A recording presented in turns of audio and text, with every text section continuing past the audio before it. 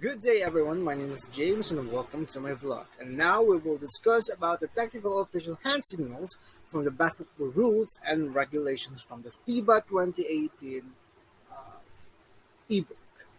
Now, we will have to discuss the most common ways thus the player violates the game or infracted by the rules or not following instructions, not following the rules regarding on the game. The first one, we will have the violation.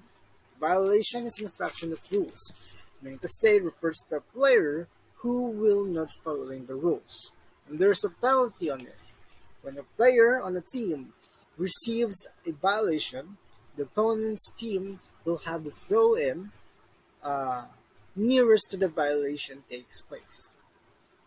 So when the player or when the team or the player violates one of the rules in the game, then the opponent's team will give will have the opportunity to throw in nearest to the violation occurred or takes place. Now we will have the second one, which is traveling and also the pivot. Traveling is an illegal movement of both feet or 1 feet beyond the limits outlined in this article, in any direction while holding the ball and playing the court. Means to say, when the player is holding a live ball and his both feet or one of his feet will move in any direction, the player receives a violation of traveling. So as you can see here on this GIF, that the player holds the live ball and his both feet is stepping in any direction. So that will give the, the, the coach or the referee to, or when the referee observes the player's action on like this one, okay, here in this GIF, then the referee will give the violation for travel.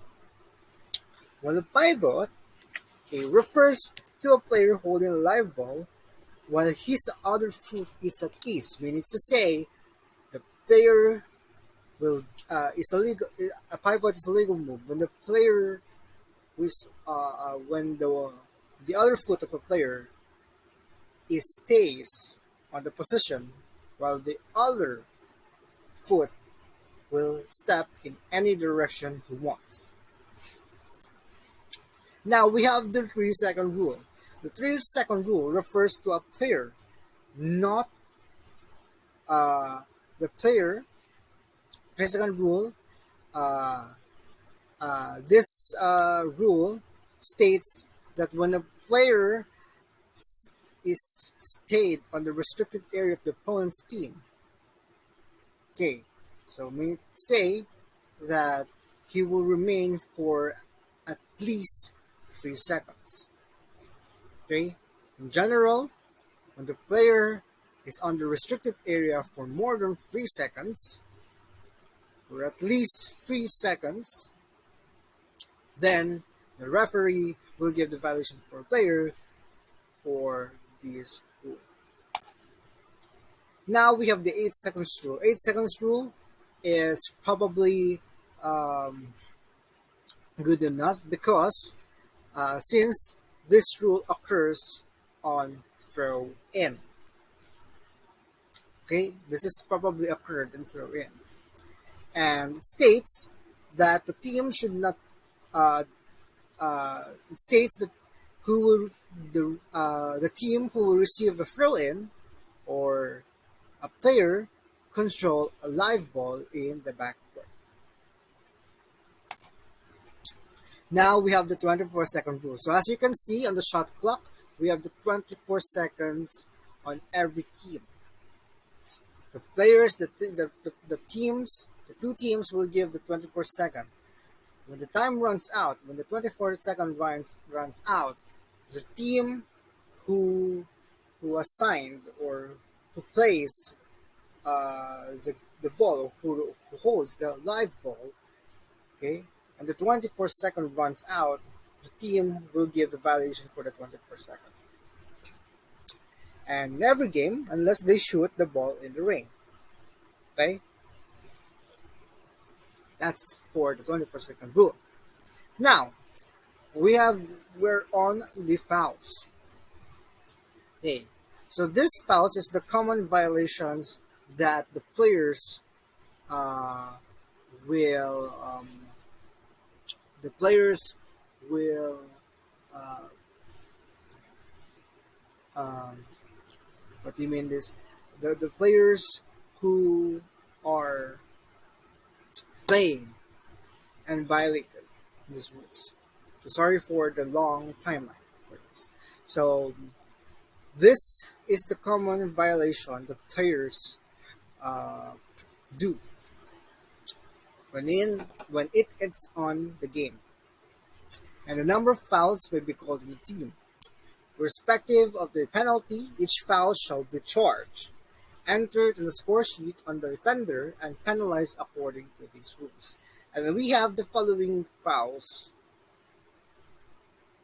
under the foul section. So first of all is the personal foul.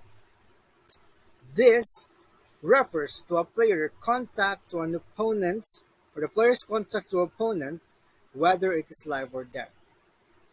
So it means that the uh, the player accidentally hit, okay, uh, of the parts of the body of the opponent, then the referee will give the personal foul. The double foul is a situation where the player commits two personal fouls. Or, no, sorry. When a double foul situation, which two opponents commit personal fouls. Okay? So, two opponents, okay, of the other team will commit two personal fouls on the at approximately the same time. When we say technical fouls, it is the behavior of a player for a non-contact foul, or the nature. Okay, and this will be limited to the disregarding warnings given by the officials. That is one of the technical fouls. Disrespectful dealing or communicating with the officials, the commissioner, table officials, the opponents, or persons permitted on the team bench to sit on the team benches, and using language or gestures that are unlikely offended or likely offended uh, to the commissioners, okay, and the officials, or incite the spectators. The unsportsmanlike foul, okay, refers to a player in is when the player is not serious in game. That is unsportsmanlike foul, or not collaborating, or not cooperating on the team. That is one of the unsportsmanlike foul. While disqualifying foul is any flagrant of the unsportsmanlike action by players, substitutes, head coaches, or assistant coaches, excluded players and accompanying delegation members. This refers, okay, to any way of unsportsmanlike action in the game. And here are the general provisions according to the said book. The player who has committed five fouls shall be informed by an official and must leave the game immediately.